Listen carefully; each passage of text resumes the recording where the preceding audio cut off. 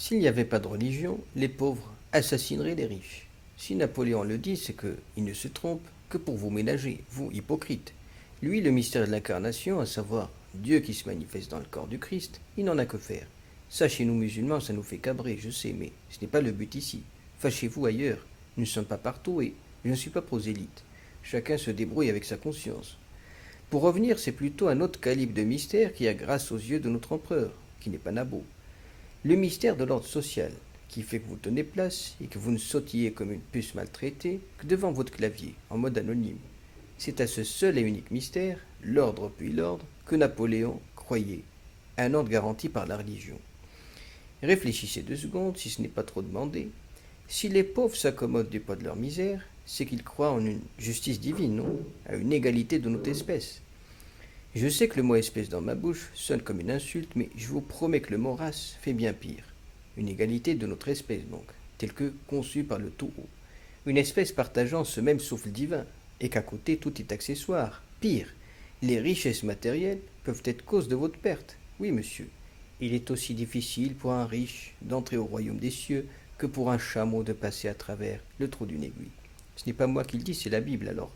Même la Bible, vous n'y croyez pas, vous, hein. Pourtant, vous croyez que Napoléon était musulman. S'il dit de sa bouche corse que le musulman d'occasion qu'il fut a facilité son entrée en Égypte, vous devez y croire doublement, non? À son islam véridique. Comme moi, vous n'y voyez nul opportunisme. Moi, je suis à un stade où je crois que la connerie fait de vous un homme bien pensant. L'empereur vous en rajoute une couche, mais il ne faut pas y croire, sceptique que vous êtes. Il dit qu'il aurait fait un bon juif si les circonstances le commandaient. Vous avez là un homme de foi. D'ailleurs, si ce n'étaient les pauvres paysans de France, du temps de la Révolution, Jésus serait de l'histoire ancienne. Notre-Dame de Paris fut convertie en temple de la raison. Oui, oui, on y venait contempler des femmes nues, des allégories, de la vérité et de la raison, dit-on. Je ne fais pas de blagues. Ah, c'était parti pour de bon. C'est qu'avec la Révolution, on voulait faire table rase. À quoi bon sinon? Et de la religion y compris, religion qui assoyait le pouvoir du monarque, un monarque dit de droit divin. Remarque au Maroc, et d'après le roi Hassan II, nous ne serions pas une monarchie de droit divin. Ici, l'allégeance se substitue à une quelconque imparable élection divine. Nous voilà au Maroc de par je ne sais quel jeu de mots. Rappelons qu'en Benkiren, tout homme de Dieu que nous pressentons être, s'inscrivit en droite ligne de la réflexion napoléonienne. Ne dit-il pas un jour que si on s'aventurait à éliminer Dieu, demain les pauvres iraient demander leur part du gâteau?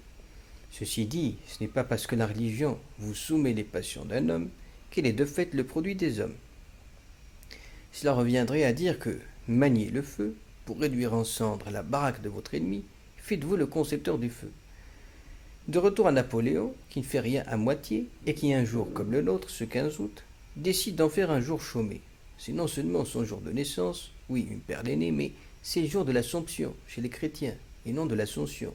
Il ne s'agit pas de Jésus élevé vers le ciel, mais de sa mère Marie. Eh bien, dites-vous qu'il sanctifia ce jour pour honorer ce Napoléon qui se fait tout petit en lui.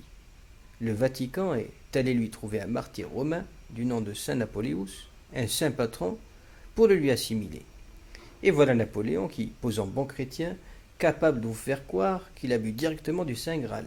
Mais ça, je ne vais pas vous en parler ici, j'en fais un livre. Bien heureux que notre empereur, qui tout empereur qui fut, se fit cocu, ne soit pas né le jour du Big Bang, sinon il se serait pris pour vous, vous qui croyez en savoir plus que moi.